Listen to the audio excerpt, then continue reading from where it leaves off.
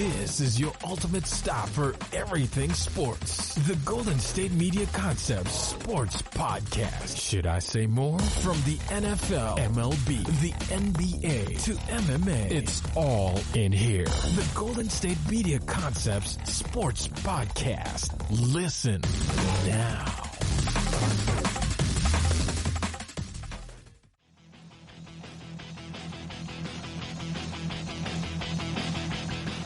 Hello, ladies and gentlemen, and welcome to the GSMC Sports Podcast, brought to you by the GSMC Podcasting Network. I'm your host today here on this Thursday morning edition, as I'm filming this early in the morning, this Thursday morning edition of the GSMC Sports Podcast, and it is draft day.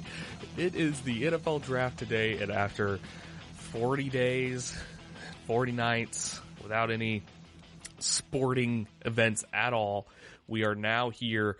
We finally have something to watch, and the NFL draft is probably the perfect thing to watch, I guess, because it's just a whole lot of stuff to digest and to get into overall. So it is going to be great to kind of keep people,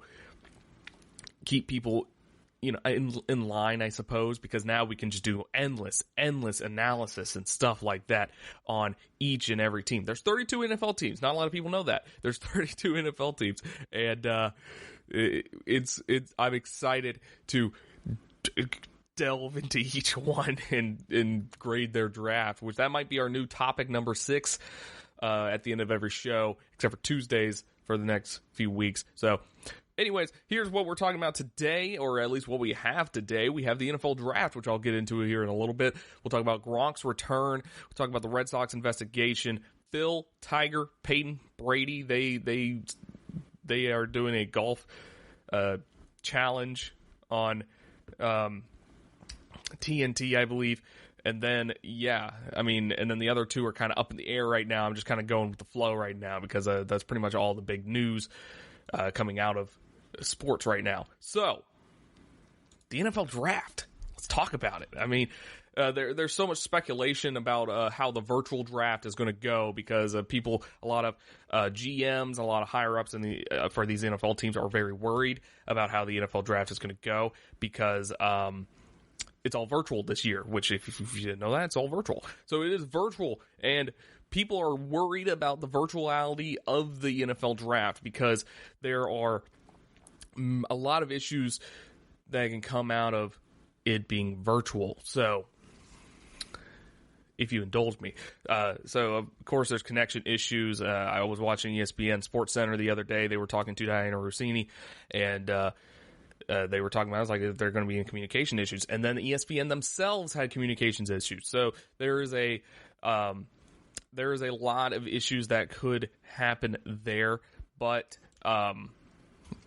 we'll see. I mean, basically, they all have landlines that they can use just in case. So it's not going to be that big of a deal. But let's head into a quick mock draft. This is a day of the draft mock draft here. So, of course, number 1, the Cincinnati Bengals. Of course, they're probably going to go with Joe Burrow. We've been talking about it for ages now. He's coming off arguably the best college football season by a quarterback ever. He's got great decision making, as we discussed on Tuesday's episodes. Great decision making, great accuracy, great poise. He has pretty good but not great arm strength, and he will elevate any offense in the NFL. The Bengals offense specifically will need it, and they will need it to create noise in that AFC North. So that's easily the number 1 pick. I don't think there's any dispute by that. Number 2 pick, the Washington Redskins. Chase Young is more likely. I think the Redskins will be stupid to not get Chase Young. He is the best player in this draft. You can talk quarterbacks all you want, but Chase Young is easily the best player in this draft. Some people question that he doesn't show up in big games, but if you actually watch the tape, he is being blocked by 3 guys at some points. So that's not necessarily his fault. So there's been a steady buzz on the outside about the idea of Washington. They should trade down for more picks or consider a quarterback with this spot. None of that's happening. They're getting Chase Young with this draft pick. They will be stupid to not to. They could, this this could easily make them a top 10 defensive unit in the NFL. So that's a big deal. You need to do that. So the Redskins, they have Dwayne Haskins, so they don't necessarily need a quarterback, at least not right now. Maybe next year, that's a different time. But you gotta take the best player in the draft when you get the opportunity. Number 3, Detroit Lions, Jeff Okudah from cornerback, Ohio State. They tried to move this pick. Apparently, they couldn't find anybody to take it, and at least not someone in a realistic range. They were probably trying to trade to one of the people trying to get a quarterback, like the Dolphins, but they didn't bite. So, unfortunately, they're going to have to get the best quarterback in the draft, which sucks, but, whatever. It matches extremely well with what Matt Patricia wants in his secondary. He's a physical cornerback. Other considerations are Derek Brown and Isaiah Simmons, but Patricia's scheme has no chance of working without a competent cornerback duo, which they would have with Okudah and Desmond Trufant. So that makes a lot of sense. New York Giants at number 4. They also tried to trade down, but they couldn't find any takers. There's a very real possibility that that's how things unfold on draft night. The Giants will have their pick of offensive tackles, which they need, or they can get Isaiah Simmons, but more likely they're going to get Jedrick Wills, offensive tackle from Alabama. I mean, they have their pick of the top 4. It's based off who they like better. Wills gets the edge because of his strength as a run blocker, fits with what the Giants want to do with Saquon Barkley in Jason Garrett's offense. Wills can step in at right tackle on day 1, and he has the athleticism to eventually transition to the left side. So that's kind of their pick of the litter. Number 5, Miami Dolphins. Will they take a quarterback? Will they try to trade back, trade up? What are they doing? They did their due diligence, though, regarding trading up, but figured Tua would be available at the number 5 spot, so it didn't give up any assets, which makes sense. If you look at the other teams here, of course you have the Bengals, but the Bengals are choosing Joe Burrow. The Redskins, they have Dwayne Haskins. I mean, they could be the wild card and pick a quarterback, but I highly, highly doubt it. The Lions, they have Matthew Stafford. They don't need it. The Giants, they drafted their guy. They have their guy, Daniel Jones. Dolphins are probably safe staying at the number 5 spot. The medical red flags that we've discussed with Tua, that's an issue there.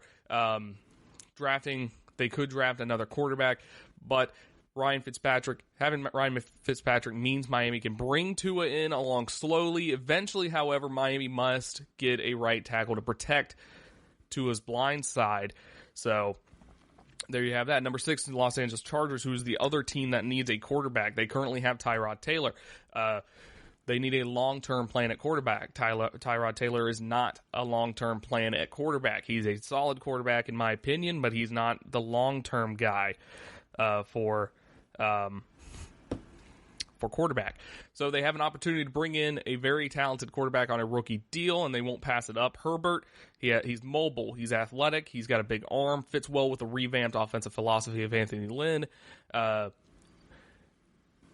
Tua would have been the pick if he were still available, but Herbert is a very worthy alternative, but he'll have the full year to develop with Tyrod Taylor under contract for 2020. Picking a quarterback has made the most sense for months. Let's not overthink it for the Chargers here. So Tyrod Taylor, the dependable bridge option at quarterback, but the long-term plan, they need another quarterback. They could pick up Cam Newton, but that's still not necessarily a long-term plan at quarterback. So Justin Herbert is that guy right here. So number 7, Carolina Panthers. So they are hoping for Okudah to fall to them pretty much. But the next base case scenario is to get Derek Brown, defensive tackle from Auburn. Go with a versatile, positionless Isaiah Simmons, or draft Derek Brown. Ultimately, I think Matt Rule, go with the guy who often looked like a man among boys in the SEC, which is not an easy thing. The Panthers already have a Simmons-type hybrid linebacker already in Shaq Thompson. So Brown offers the best blend of both best player available and need, which is always great when you're in the NFL draft. So this is a very Matt Rule pick, in my opinion. He's a first-year NFL coach. He's looking to build that foundation in the trenches, which is the most important thing you need to do, especially in the NFL. So taking Derek Brown is Derek Brown's explosiveness, his effort, his character fit. It's going to help build culture-wise and build a successful defensive line there for the Carolina Panthers, especially.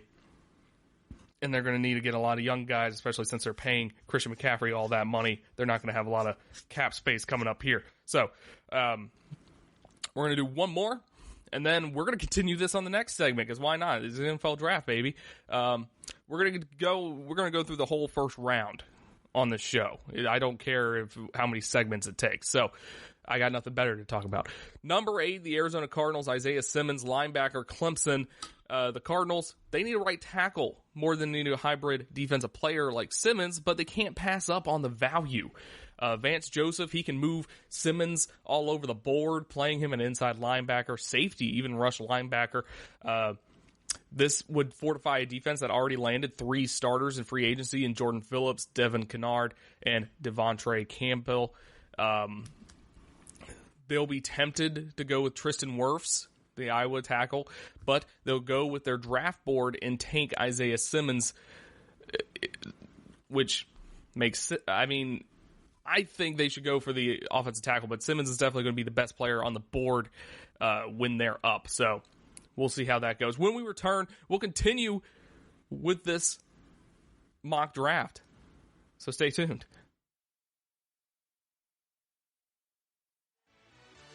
Are you looking for the very best NFL and college football podcast? Then check out the GSMC Football Podcast. Get the latest football news both on and off the field. From the NFL Draft to trades to the rumor mill to the NFL Combines. They got you covered. That's GSMCpodcast.com/football-podcast. Get updates on college rivalries, game day insights, and much, much more. It's football talk the way you want it. This show eats, sleeps, and breathes football. Don't forget to like them on Facebook and follow them on Twitter. Visit GSMCpodcast.com for more info.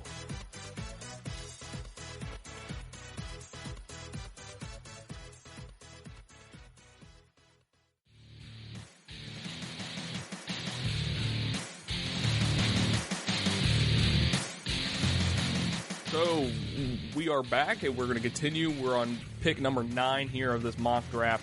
And we're looking at a possible trade here. Tampa Bay could possibly trade up. Tampa Bay, they have the 14th overall pick.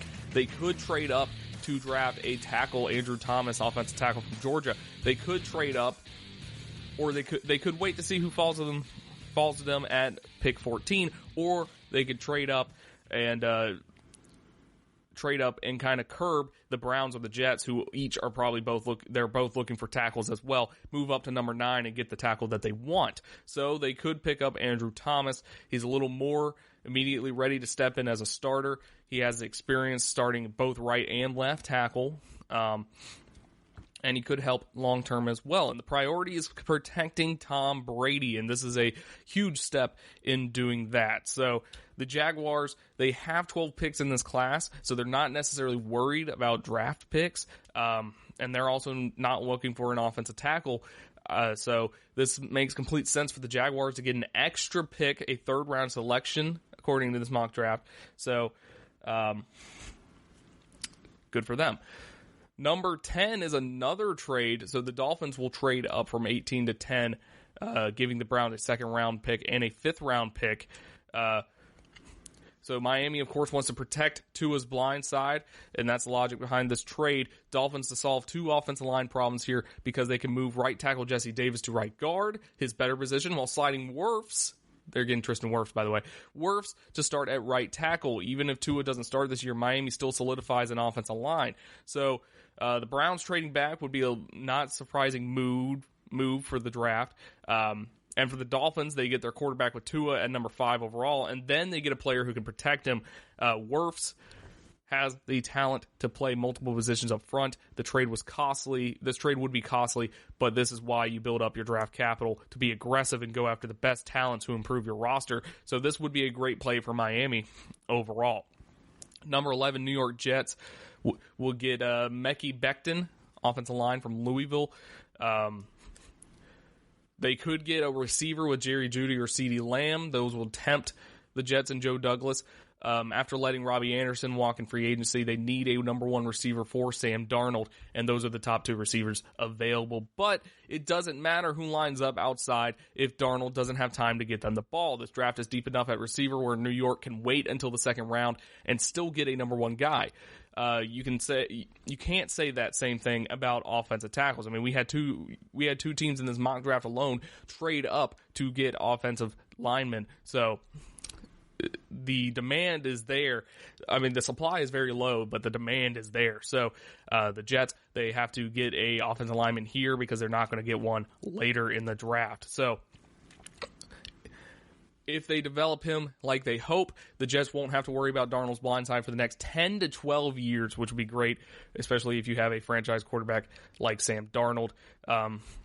They made a few additions on offensive line and free agency, but Becton has the talent to be a franchise left tackle, which the franchise desperately needs for Sam Darnold to live up to his potential.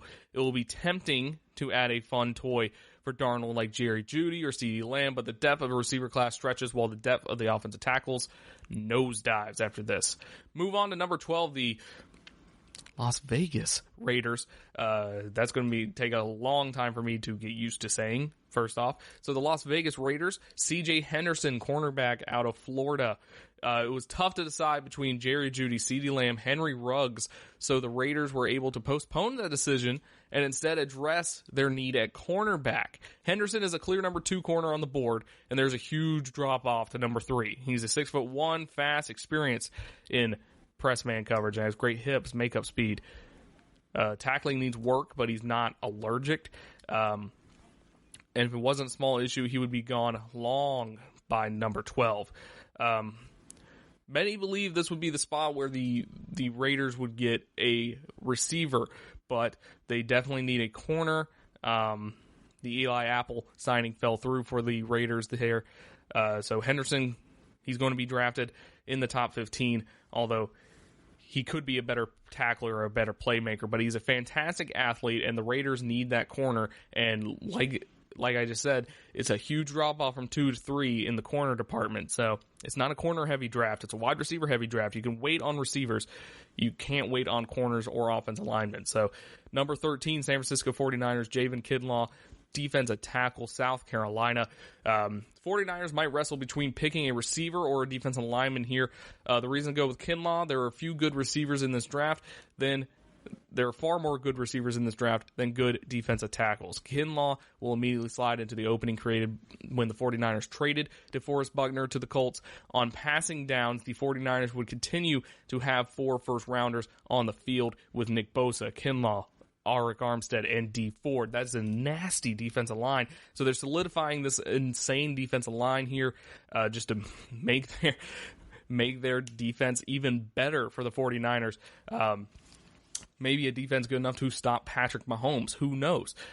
Move on to number 14, Jaguars, who traded back. They got the Tampa Bay 14 pick. They will take their first receiver off the board with CeeDee Lamb.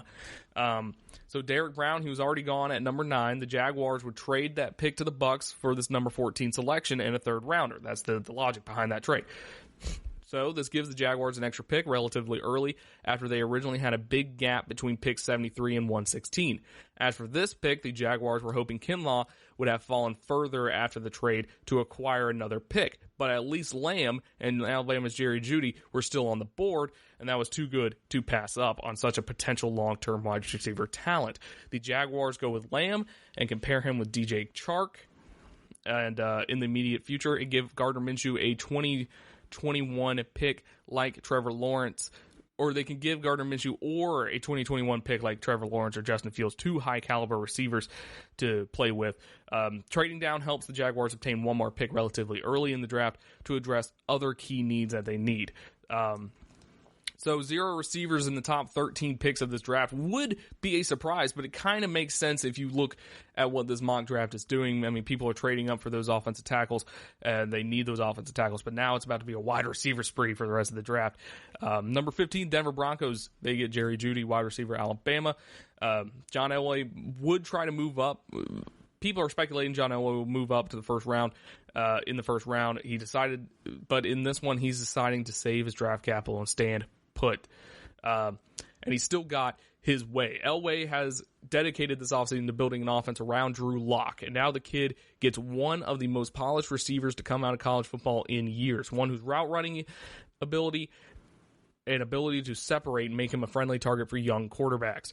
Don't look now, but the Broncos offense is suddenly loaded with playmakers with Jerry Jeudy, Cortland Sutton, Melvin Gordon, and Phillip Lindsay at running back, and then Noah Fant at tight end. So the Broncos, if they do end up getting Jerry Jeudy, that offense becomes elite. And Drew Lock, we get to see what he really can do since he will have all those weapons around him.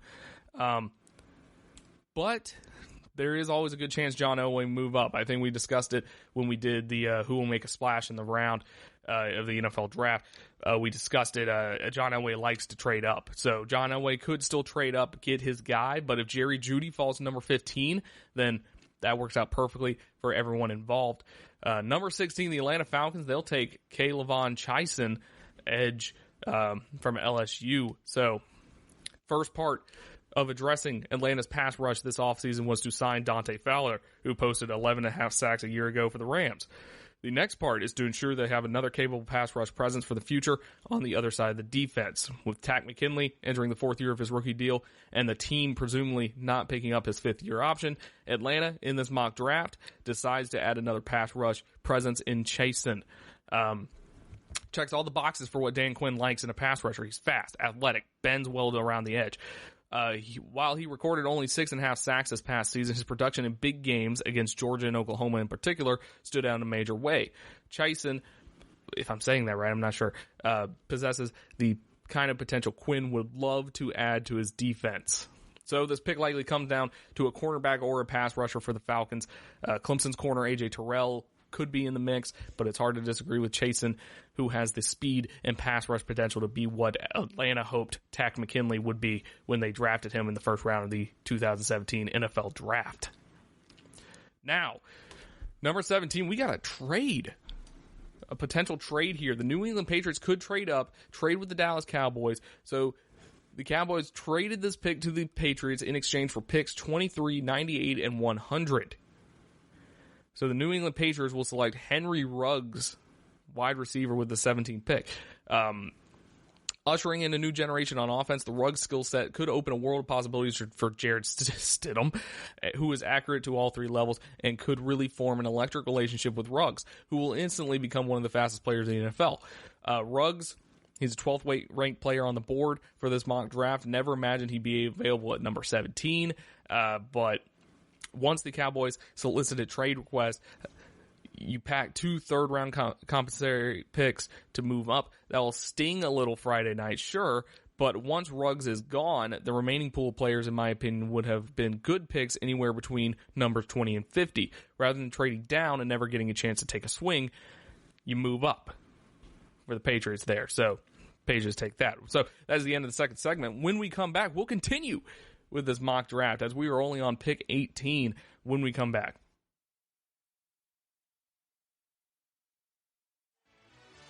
Check out the show that's built on the MMA. From the UFC to extreme cage fighting, they got the fights covered. Check out the GSMC MMA podcast. Get the latest news on past or upcoming fights. Join us as we talk to and about some of the biggest names in the MMA, past, present, and future. When it's the fight game, there's just one show to check out. GSMCpodcast.com/MMA-podcast. Don't forget to like them on Facebook and follow them on Twitter. Visit GSMCpodcast.com for more info.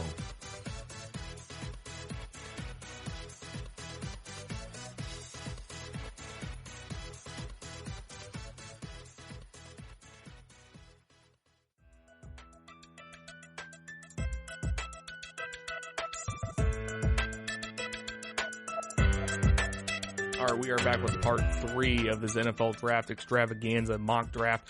Here we are on the 18th pick, where the Philadelphia Eagles will trade their number 21 pick, 2 fourth-round picks, to the Cleveland Browns for number 18, and they will draft Justin Jefferson, wide receiver at LSU. Like I said, it's going to be all receivers at this point. The Eagles have boxed themselves into a position in which they need to exit the draft with at least one receiver in the first 2 rounds. With Ruggs off the board, the decision to give up two day 3 picks to secure Jefferson is an easy one. They'll look to trade down on day 2 to recoup some draft volume. Jefferson is not the easiest fit in Philadelphia, where Zach Ertz and Dallas Goedert already control the middle of the field, but he checks all the boxes. He's young, productive, fast. He produced on the outside as a sophomore for LSU in 2018, and the Eagles think he's the safest bet remaining. So if they sit at 21, all 4 top receivers are off the board. Look for them to parachute down. That's if they stayed at 21. They didn't. The Browns will trade back again. So there you have that. Next up, 19, the Broncos.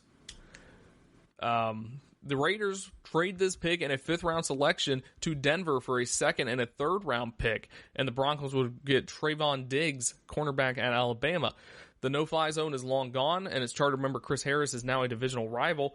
The Broncos earlier traded A.J. Boye, and they remain hopeful that Bryce Callahan, one of their top free agent signings in 2019, will be healthy enough to play after missing all of last season with a foot injury. But his uncertainty and the lack of depth behind the 2 made cornerback one of the top priorities for Denver heading into this draft.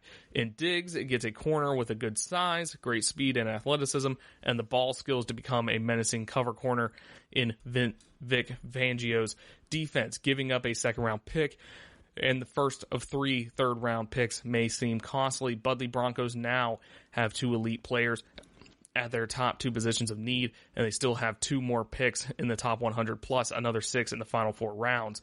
So that works out for them. And now the Raiders' decision to leave the first round without a receiver. Raiders fans are not going to be happy with that, but happens. So they miss out on several wide receivers. They pick up 2 extra day 2 picks, trade out of the first round. After trading back in last year's first round, the Broncos get aggressive this year and address their secondary with an intriguing athlete like Diggs. The technique rarely looks textbook, but his length and movement skills allows him to get away with it. So there you have that. Number 20, Jacksonville Jaguars. They'll get Josh Jones, offensive tackle. Houston, they couldn't afford to let any more strong tackle prospects slip away. They go in a direction that brings a potentially elite playmaker in with Lamb and now Jones, who is considered a strong pass protector, which Jacksonville will need plenty of as they rebuild their offense. This also helps keep Gardner Minshew upright as much as possible in the hopes of evaluating him over the next season to see if he's worth the long-term job as the starting quarterback. They'll continue to add offensive lineman help throughout the draft, but Jones is one of the few left that projects is likely a week 1 starter on this team. So they're doing plenty of background work on the first round tackle. So even though it might be a mild surprise they go with offense with both first rounders, offensive tackle is definitely a possibility. I think the Jaguars will go Ezra Cleveland out of Boise State in this scenario, but Josh Jones will be a part of the conversation too. So 21, Cleveland Browns, they traded back. They got this pick from the Philadelphia Eagles. They will get Austin Jackson, offensive tackle from Southern Cal. Isaiah Simmons and Andrew Thomas were off the board. The Browns made themselves comfortable with adding some more ammo before settling on a young offensive tackle. Moving down and picking up made sense as the Browns have been aggressive this offseason but have maintained flexibility. Here, they'll still potentially be in play to add Trent Williams or Jason Peters, and they might have a bunch more picks to make a run at defensive help, including a potential Yannick trade at some point, which that's becoming more and more likely as we go through. But anyways, so if you look back at this draft 4 years from now, Jackson might end up being one of the best tackles from this draft. He is literally the youngest player in the draft and still discovering how to use all of his gifts in unison. But he also comes with significant bust potential, and growing pains will be there, which will put a target on the Browns front office for trading away better options at number 10. But I'd also be surprised if the Browns opted for Jackson over Ezra Cleveland here, but I can understand why the upside of Jackson is appealing. Number 22, Minnesota Vikings, Christian Fulton, cornerback from LSU. The Vikings badly need a cornerback after Xavier Rhodes, Trey Waynes, and Mackenzie Alexander all departed in free agency. In Fulton, they get a corner who checked all the boxes that the Vikings usually look for at the position: a sub 7-second 3-cone drill, 10-foot broad jump, 10-foot broad jump, and someone who Mike Zimmer can mold to play on the outside. After the early run on tackles, the plan was to draft either Jones or Jackson, but as tends to go when the Vikings are looking for an offensive tackle, the ones they wanted went just before they were on the clock. So, sucks for them, but that's how the draft rolls. There's no disputing the fact that the Vikings need a cornerback. The debate will be which cornerback they should go with. Fulton might not be exceptional in any one area, but he doesn't have any major deficiencies either. The order of the corners after Okuda and Henderson will be anyone's guess. Each team seems to have a different preference based on scheme and preferred traits. So, there you have that. Dallas Cowboys, they traded back to 23. They will pick up A.J. Terrell at cornerback from Clemson. When C.J. Henderson and Javon Kinlaw went off the board at picks 12 and 13, that left only Chasen as someone who was really interested at 17 for the Cowboys. The Cowboys are unlikely to take a receiver in their first round pick. The best player remaining when Chasen went to Atlanta was 16. At 16 was Henry Ruggs. The Patriots wanted a top wide receiver, and 17 was too rich to take cornerbacks Trevon Diggs or Terrell. The trade back made too much sense, getting picks 23, 98, and 100 in return. Dallas still gets a player it needs in Terrell with the loss of top cornerback Byron Jones in free agency, and now 9 picks in this draft class, with 5 of those being in the top 100 for the Cowboys, which sets them up nicely to kind of build a nice youthful roster there. Terrell is a player the Cowboys might take at number 17 if they are stuck there. So a trade back for the same player while also adding 2 day 2 draft picks is something the Cowboys fans would be happy about. Our lasting image of Terrell was getting burnt by Jamar Chase in the national title game, but his body of work shows a much better player. 6'1", 4.42 speed, and teams are always willing to gamble on those traits. Always, always, always. Number 24, New Orleans Saints, Patrick Queen, linebacker, LSU. The Saints would love it if the draft came down this way because it would give them a lot of options with several receivers and O-line still available. But they're still not tied to picking a linebacker here. Could even possibly trade back in the scenario. However, linebacker does remain one of their greater needs with some injury history in their group, along with some free agency departures. The Saints will be looking for a 3-down linebacker to play next to Demario Davis, while Queen doesn't have much starting experience. He's also 20 with years of upside ahead of him. Queen's athletic ability and high ceiling would make him a great addition to their locker room and give them some more flexibility at that position. So, kind of a good fit. Queen was one of the best high school football players in Louisiana and then went on to be a key defender on LSU's national championship team. So it could be fitting that he becomes a key piece to the Saints defense when they make a run to the Super Bowl. So, I mean, that could just be a great story overall. And I'm going to kind of stall here because we're going to do one more segment of this. We're going to do 25 through 32 in the next segment. So I'm going to stall here a little bit. But so far, there's some interesting trades, some trades that work out for both teams, in my opinion, which that's not going to happen on draft day, just letting you know. Just a reminder, this is just a mock draft. So none of this I'm not saying is set in stone. This is just a mock draft. So some of these trades might not happen. Some teams might take players that you didn't expect. Some teams might take players some other teams might make trades. Like the Dolphins, they could definitely trade up if they think someone else could take Tua. So who knows? But like I said, none of this is set in stone. This is just an interesting mock draft to kind of exercise the brain before the NFL draft starts tonight. So, but here we are, man. Getting a lot of leg room out of this one, and I love it. But yeah, I mean, like I said, there's nothing else to watch, really. I usually don't care about the NFL draft this much, but there is nothing else to watch. It's going to be very interesting because everybody's going to be analyzing every single piece, every single draft pick. Everybody's going to be analyzing it to hell and back, and it's going to be very funny to watch, in my opinion. It's going to be extremely funny to watch, but anyways, when we come back, we'll do part 4. We'll finish up this first round. I'll give my final thoughts on this first round draft, and then we'll move on to something else. I promise. We'll move on to something else. I promise. Please, stick around. We'll be back.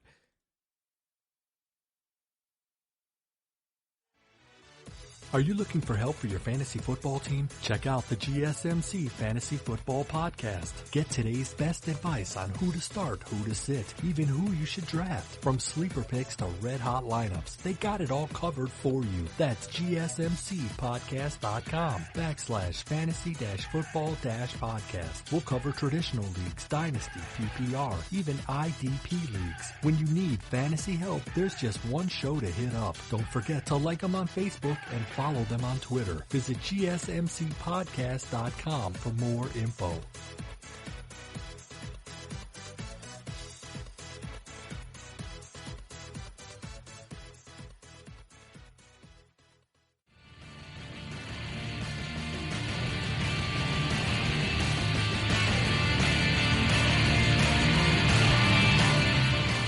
All right, folks, here we go. Part 4 of this fantastic draft extravaganza. We only have 7 or 8 more picks, I believe, here in the first round. So I'm going to go nice and slow here. We're just going to take it nice and slow, We're just going to draw it out. No, I'm just joking. We're not going to do that. I'll figure it out. So number 25 will start. It's going to be a trade. So the Ravens will trade the number 28, number 134, 170 pick to Minnesota for pick number 25, and they'll get Kenneth Murray, inside linebacker from Oklahoma. Middle linebacker is a glamour position in Baltimore, and currently the top 2 guys on the Ravens depth chart are L.J. Fort and Jake Ryan. Murray is a 3-down linebacker who will start immediately and bring much-needed speed and athleticism to the Ravens defense. His intangibles, off the chart. The Ravens have scouted 4 Sooners in the past 2 drafts, and it makes sense for Murray to continue that tradition. When Queen got drafted, it became necessary to trade up ahead of the Packers, who are said to covet Murray. Plus, it just makes sense for the Vikings to get that 5th-round pick back that they foolishly traded for kicker Karvedvik last year. So this is another aggressive trade that isn't overly expensive. Makes sense. Instead, the Ravens crossing their fingers that Murray lands to them at number 28. They go and get their guy, and the fit is perfect as Murray can play inside or outside in Baltimore's scheme, using his play speed and competitive energy to make plays. So it sounds like he is a great fit for the Ravens there. Number 26, Miami Dolphins, A.J. Epineza. I think I'm saying that right. Who knows? Defensive end for Iowa. Dolphins go back to Iowa in the first round, and it wasn't an easy decision because Utah State Jordan Love is right there, and Miami traded its top pick of the second round. Love would have been a bold move, especially since they drafted Tua earlier. But, Epineza, jeez, could you imagine them drafting 2 quarterbacks in one round? Anyway, in the first round. But Epineza, I think I'm saying that right, fits a need because he can rush the passer. Miami added a few defensive ends during free agency, but Epineza would be the alpha pass rusher, and that's what Miami's defense needs more than anything. So without a pro day to improve his below-average testing numbers from the combine, Epineza has had a 5.04 40-yard dash attached to his name throughout the process, but his speed isn't the only way to attack the pocket. Epineza has heavy hands, attacks blocks, create his own pass rush lanes, allowing him to win in different ways. A first-round haul of Tua, Tristan Wirfs, and Epineza would be a home run for the Miami Dolphins. So there you go, Miami fans.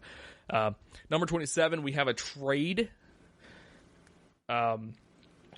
Cleveland Browns from the Packers, who traded with the Seahawks. Yeah, they will get Zach Bond, linebacker. This is a complicated trade that I'm not going to go into. So let's start with the explanation. We'll go into it. Sorry. We'll start with an explanation from the Packers on trading up, only to then trade back. So trade from pick 30 to 27 to get in front of the Ravens and select Kenneth Murray, since, Baltimore had his eye on him. After traded up, the Ravens jumped in front of the Packers and took Murray, so look to trade back out of the first round. The Browns offered a 39, 127 picks, tight end David Njoku, and that was a good deal for the Packers to accept. The first move backfired, but in the end moved back 9 spots from original first-round pick, moved up 9 spots from the original 4th-round pick, and acquired a new number 1 tight end for what would have been the 192nd overall pick. So, for the Browns side on their selection, linebackers and edge guys are flying off the board, so the Browns make a move for an athletic player who can do both. Vaughn fits what they need right now and can eventually help in multiple ways. More importantly, I thought this move was both necessary and right because the Browns came out of the round 1 with a developmental tackle and front 7 starter. Plus, they keep pick number 41 and a couple extras to keep adding to the defense and eventually take a shot at a pass catcher. So that's a confusing trade scenario there. But anyways, number 28, Minnesota Vikings. They traded back, got this pick from the Ravens. They get Brandon Ayuk. I don't know if that's right. Wide receiver, Arizona State. So, they were able to add a 4th and a 5th round pick by dropping 3 spots, and will hopefully use that ammunition later in the draft to trade up. Plus, it allowed the Ravens to jump ahead of the Packers, pick the linebacker the Green Bay mock GM wanted. And here in Minnesota, anytime you can inconvenience the Packers, scores points with the fans.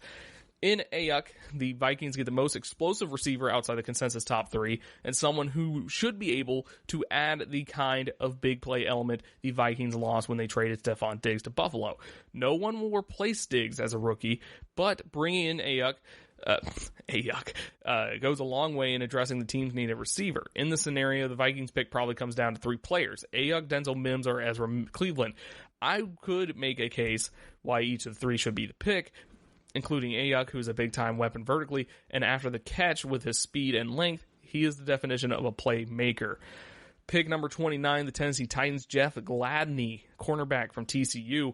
The Titans lost a big part of their secondary when nickelback Logan Ryan left in free agency, and they're thin at the position with just 2 regulars, Malcolm Butler and Adoree Jackson, returning.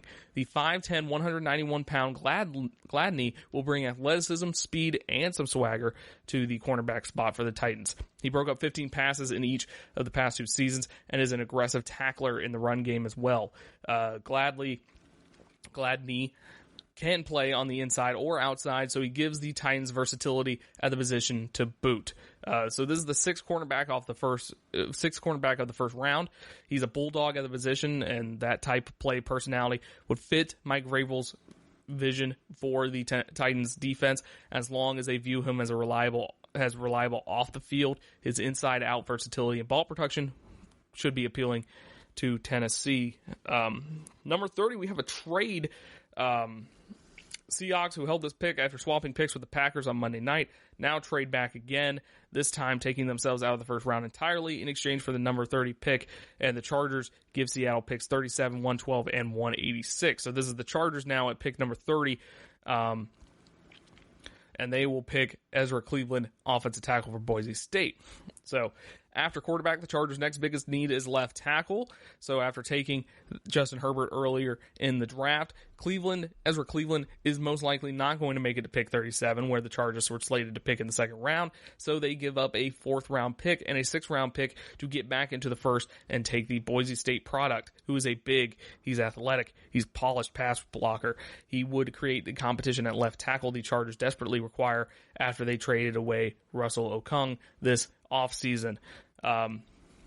No guarantee that the run on offensive tackles would reach the Chargers in the early 2nd round. They wisely move a few spots to guarantee they land one. Cleveland has anchor issues, but he is a terrific athlete and should compete for the starting left tackle job from day one, protecting Tyrod Taylor or Justin Herbert, depending on who's got the starter job. Number 31, the San Francisco 49ers.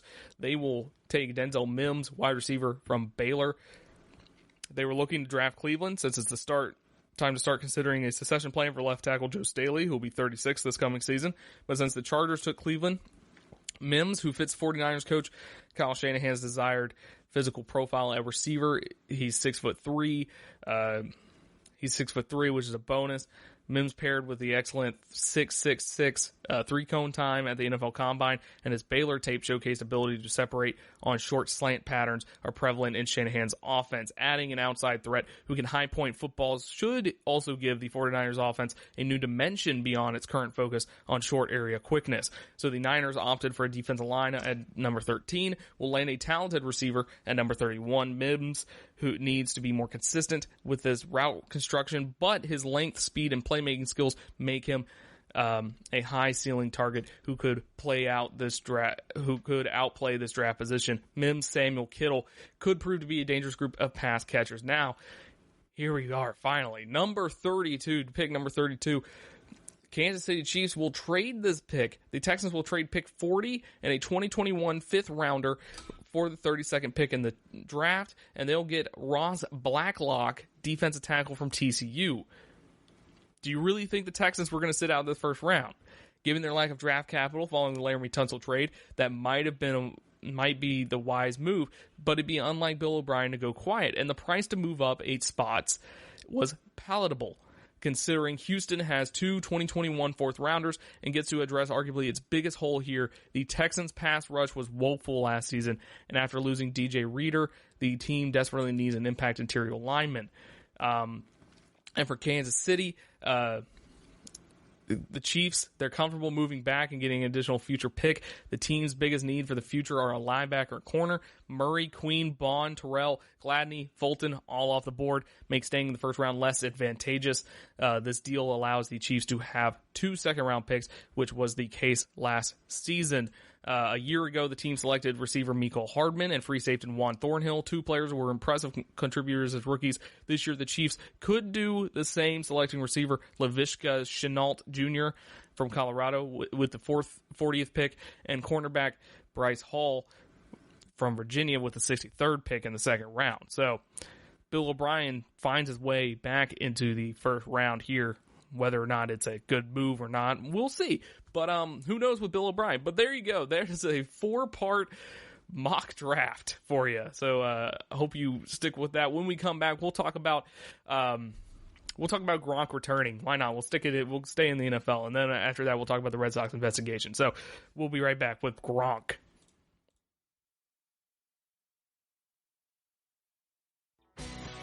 Are you looking to get your college football fix? Looking to get the latest news on your favorite school's team? The GSMC College Football Podcast is your ticket to all things college football. Join us as we talk college football from the national championship, the college rivalries, the bowl game, to the Heisman Trophy. To which conference is the best? We've got you covered for the Big Ten, SEC, Big 12, the Pac-12, ACC, and everything in between. Download the GSMC College Football Podcast on iTunes, Stitcher, SoundCloud, Google Play, or anywhere you find podcasts. Just type GSMC in the search bar.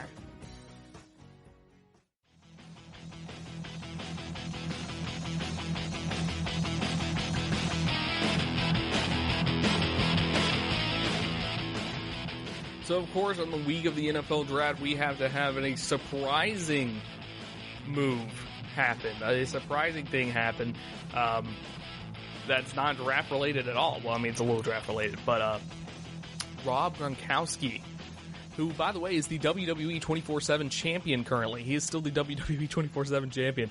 And he potentially could keep that now if he refuses to receive any of the WWE's calls. So Gronk is back, and I don't fully understand why. So he retired at age 29 a year ago. He was gingerly walking away from football. Patriots won their 3rd Super Bowl in 5 years, yada, yada, yada. And now he's back. He's 31. He's going to be 31 next month, and he is back. So here's his quote from a Zoom video conference with reporters. He said, I've always said for sure from the beginning that I wouldn't come back unless I'm feeling it, unless I'm feeling good, feeling healthy, feeling I'm ready to go. Now this is the case. This is the time. It definitely wasn't last year. My body 100% needed the rest. I played football for 15 years straight, college, high school, NFL. I was taking hits, surgeries, everything. I didn't have that fire underneath me, but I knew I loved the game of football. So he turns 31 next month, and he's joining the Tampa Bay Buccaneers with Tom Brady. Tampa Bay sent a 4th-round pick to New England to acquire his rights because he technically didn't retire. He was still under contract with New England, or his rights were still New England's. So that happened. So the Bucs made a huge splash in the last 5 weeks. They added Tom Brady, of course, and now they're adding Rob Gronkowski, two first ballot Hall of Famers, more than likely, hoping that these two can bring the same success to a franchise that hasn't been to the playoffs since 2007. I mean, there's some questions out there about Gronk. There's some questions about the Tampa Bay Buccaneers just in general, but let's continue with Rob Gronkowski and what he said. He said playing with Tom is special. He'll make $10 million this season playing for the Bucs, which I'll play football for $10 million, to be honest. He's one of the greatest quarterbacks of all time. To build a connection with a quarterback, too, is something special. You've seen it many times with many other players. They switch teams, and they might not have the same chemistry as with one of their other quarterbacks. We have a great chemistry out there, and every time we get together, it's like the old days. It doesn't matter if we take a month off or 6 months apart. How has a year away from football changed him physically? He said he played his NFL career at between 262 and 265 pounds. Now he's at 250. Not nearly a drastic drop as some have speculated, because if you've seen Gronk lately, he looks tiny compared to what he used to look like. I don't know if it's just because he's not working out as much anymore, but I just don't know. He already had injury issues at 265. Now he's 250. I mean, of course he's going to gain weight here, but yeah. I mean, he continues to say that a lot of people out there think I lost 40 pounds, lost 50 pounds. One time I was in the supermarket and this dude came up to me and said, I heard you lost 80 pounds. And I was like, dude, if I lost 80 pounds, I'd be looking totally different than when I look right now. I was only down 15 to 20 pounds. It's incredible, man. I'm 250. I feel good. My body feels good. I definitely worked over the last year or two. It's not like I've taken off or done anything. See, my thing is, though, he does look different. He doesn't look like he did in the NFL. So I am worried about that. I'm not sure. I mean, of course, he's fully capable of getting back into NFL playing shape. I don't doubt that. I'm just saying right now, he has a lot of work to do, because and him kind of saying it's like, oh, I would look completely different. Well, you do look completely different. So, I mean, yeah, 15 to 20 pounds, not that big of a deal, especially if you're over the 200 range. But it's still a lot, especially when most of that is probably muscle. So, anyways, he did say he had a month or two where he did nothing, needed his body to rest after pushing through multiple injuries in his final 3 seasons, including a hamstring, pulmonary contusion, herniated disc, groin, thigh, and concussions, and he has at minimum 3 months before the start of training camp to get into better shape and add weight if he wants. He goes on to say to put on 10 pounds and get to 260, I think will be pretty easy if I need to get back up there. I feel like I kind of want to be back up in the 260, 265 range. It just takes a couple extra protein shakes, some extra almond butter, and some extra blueberries. You just load it up, have a couple shakes a day on top of all your meals to put that weight back on. So he's fully confident that he can get that weight back up. So good for him. But let's talk about this for the Buccaneers. So they have O.J. Howard already. Are they going to plan on trading O.J. Howard, or are they going to do a dual tight end system there? The dual tight end system will work because they used to do it with Gronk and Aaron Hernandez. So the dual tight end system could work, and it could work out in Brady's favor. So that's great. So Gronk said he and Brady had gotten together 2 months ago to throw and catch, knowing in the back of his mind that he might want to return. He said he told Brady that he had that fire again. He was definitely interested in what Brady decided about his future, even with the Patriots, acknowledging a possible chance. I would definitely love to reconnect. Aside from Brady, Gronkowski admitted he hasn't met any of his new Bucs teammates before and only spoke to Coach Bruce Arians for a quick minute on the phone, but he's watched video clips of the offense and he'll be joining and is impressed by how talented the other offensive weapons are. He had well-meaning compliments for stars like Mike Evans, Chris Godwin, and tight end Cameron Brate, but he has time to forge closer bonds between now and the season ahead. He's not new to Florida. He's lived in Florida, so that's not an issue there. So he downplayed the idea of returning with the Bucs. He downplayed the idea that returning with the Bucs allows him to get away from the Patriots coach Bill Belichick, whose serious demeanor won't be confused with the laid-back Arians, who takes pride in enjoying a post-game drink in the parking lot, whether he's won or lost. So he goes on to say, Coach Belichick says it all the time. It's not an easy place to play.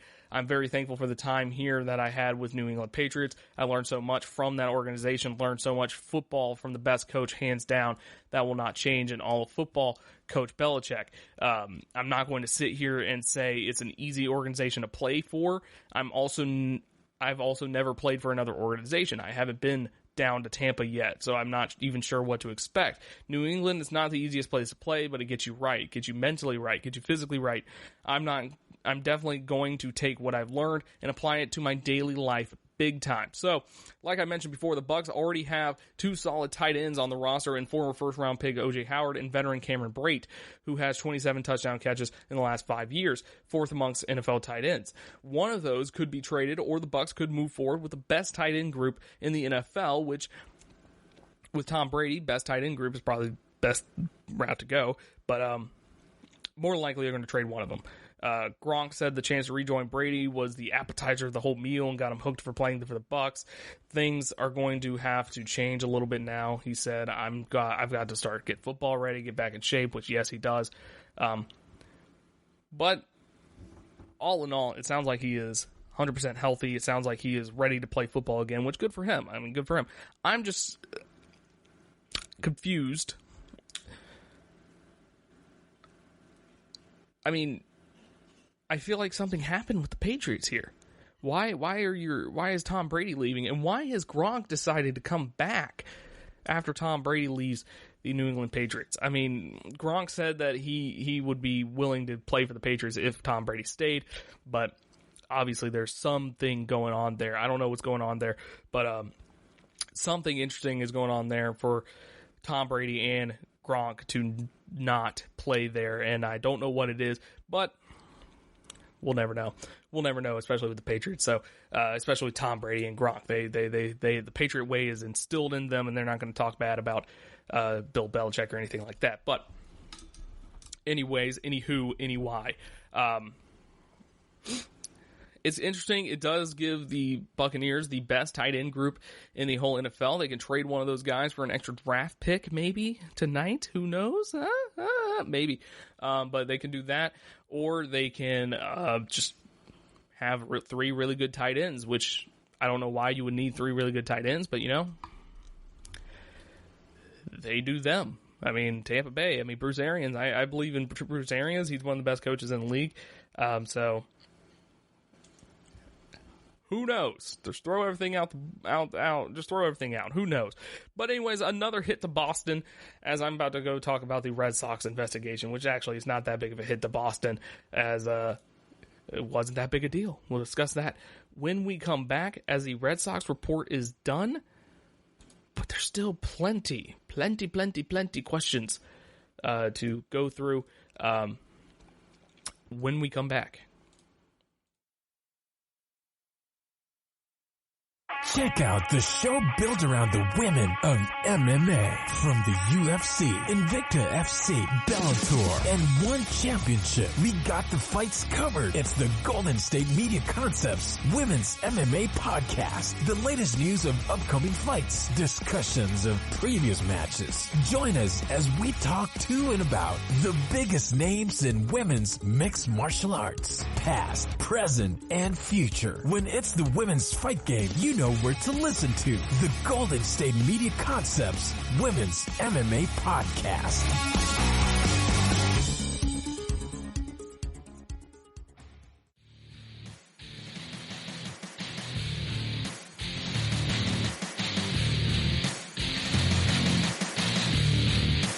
finally, the MLB, they finally finished their Red Sox investigation, and they have brought down the hammer, and by that I mean it's like a little toy gavel. They just kind of like, they brought down something on the Red Sox.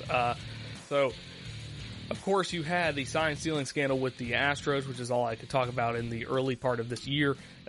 Things have changed, of course, but but one of the people implicated in that was Alex Cora, who is the manager for the Boston Red Sox. The Boston Red Sox went on to win the World Series in 2018 with Alex Cora as the manager there. And he got implicated heavily in the Houston Astros investigation. So now the Red Sox got investigated, and now we have the violations and the suspensions and stuff like that. So we have the official ruling from the league about Boston Red Sox illegal sign stealing in 2018, and they determined that the primary culprit was not the front office, not manager Alex Cora or the players, but the team's video replay system operator. What? The league, in findings that will be released Wednesday afternoon, suspended the operator J.T. Watkins and docked the Red Sox a second-round pick in the 2020 draft.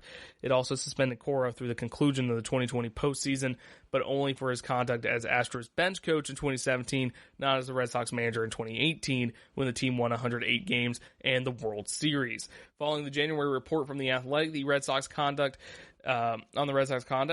Commissioner Rob Manfred found that Watkins, on at least some occasions during the 2018 regular season, illegally utilized game feeds in the replay room to help players during games, an undertaking less egregious than the Astros famed 2017 sign stealing. So the league did not find Boston impermissible conduct continued during the 2018 postseason or the 2019 regular season.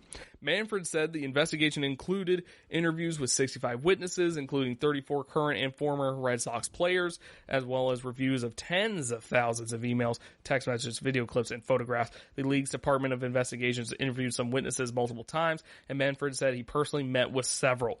Watkins, who according to Manfred's report, vehemently denies engaging in wrongdoing, but will be suspended without pay for the 2020 regular season and prohibited from serving as a replay room operator for the 2021 regular season and postseason. So Manfred, in requiring the Red Sox to forfeit a draft pick, said that the club must be held accountable, particularly since the club may have benefited from Watkins' conduct. The commissioner, again, did not discipline players, adhering to his September 2017 decision in the wake of the so-called Apple Watch incident that led to fines for both the Red Sox and Yankees, as well as a later immunity agreement with the Baseball Players Union. But the commissioner indicated he wouldn't have had interest in disciplining players in this particular instance, noting that this is not a case in which I would have otherwise considered imposing discipline on players. So the Red Sox, they issued a statement, and that statement says that as an organization, we strive for 100% compliance with the rules. MLB's investigation concluded that in isolated instances of the 2018 regular season, sign sequences were decoded through the use of live game video rather than through permissional means. MLB acknowledged the front office's extensive efforts to communicate and enforce the rules and concluded that Alex Cora, the coaching staff, and most of the players did not engage in, nor were they aware of any violations. Regardless, these rule violations are unacceptable. We apologize to our fans and Major League Baseball and accept the commissioner's ruling.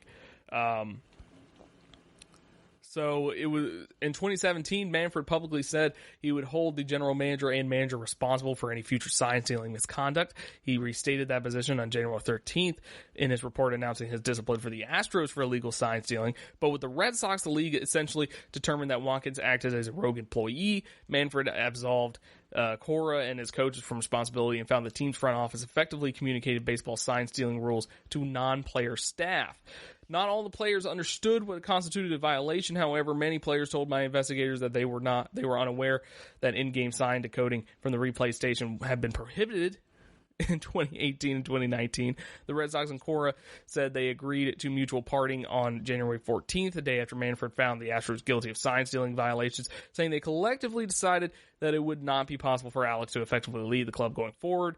In his Astros ruling, Manfred said Cora played a significant role in devising Houston's illegal sign stealing.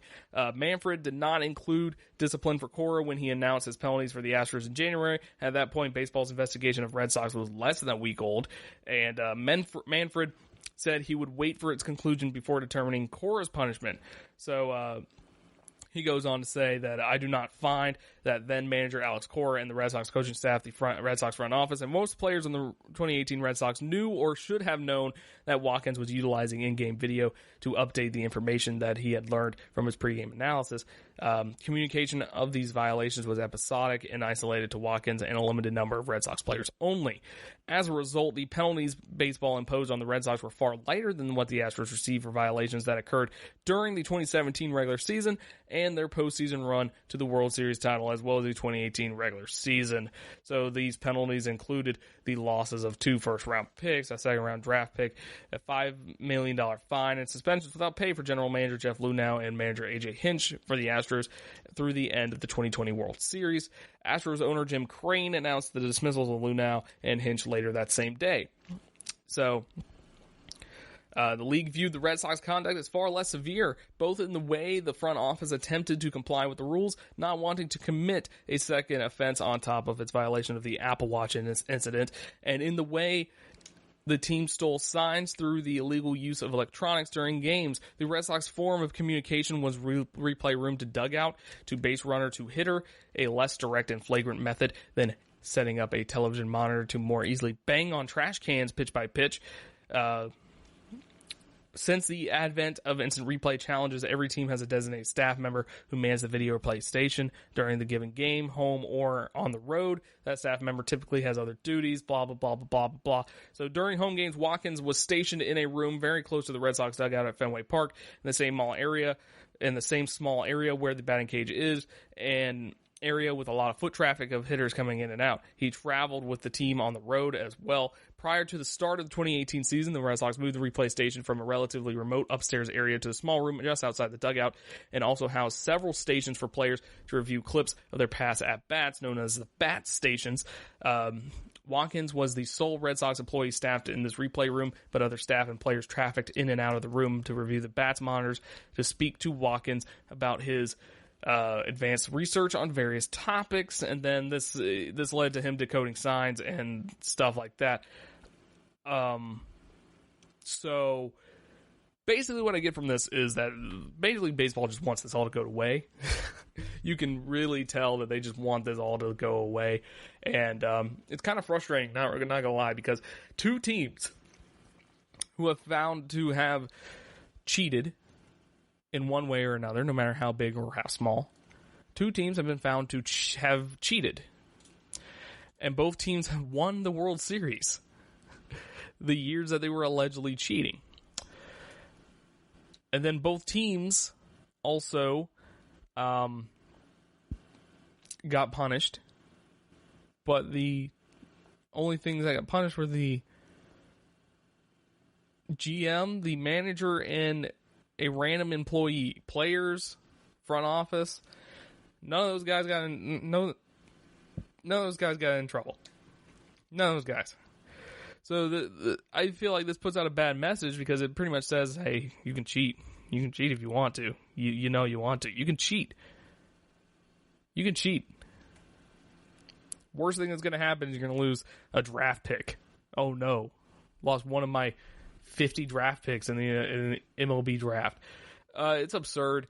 I don't think the Red Sox should have got punished more than the Astros, but I do think that it is absurd that they kind of just got like a nice little slap on the wrist here, especially since Alex Cora was definitely involved in the Astros cheating scandal in 2017, and now the Red Sox have a cheating scandal type thing going on for 2018, a year later, with Alex Cora as manager. So, I mean, it's strange that that's not more, I don't know. But anyways, that's the show, everybody. Thank you for listening. I hope you enjoy the NFL draft later tonight. If you like the show, like, rate, and subscribe. On Sunday, we'll go over reactions to the NFL draft, stuff like that. If you want to follow me on Twitter, @Strickland_Josh. And yeah, so if you enjoyed the draft tonight, just enjoy it, man, because it's the last sports-related thing that we're going to get for a while, until the NBA draft, I suppose, but the NBA draft is not as exciting. We'll make it exciting, though. So, all right, everybody, have a great weekend, and I'll talk to you on Sunday.